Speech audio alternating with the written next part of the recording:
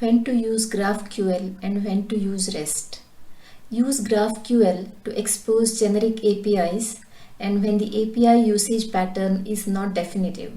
For example, if you want to write an API layer on top of your database, consumer 1 may want column 1 and consumer 2 may need column 1 and column 2 of the same table, and you may not know the future consumer requirements. In this case, it makes sense to implement a GraphQL API to return the superset of the values, and the GraphQL consumers can specify the fields or the columns they want, and the GraphQL framework or library ensures to send only those fields in the response.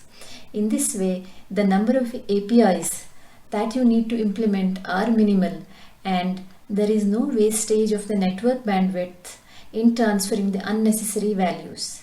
Use REST if you have well-defined API requirements and when there are not too much of data expected out of the API.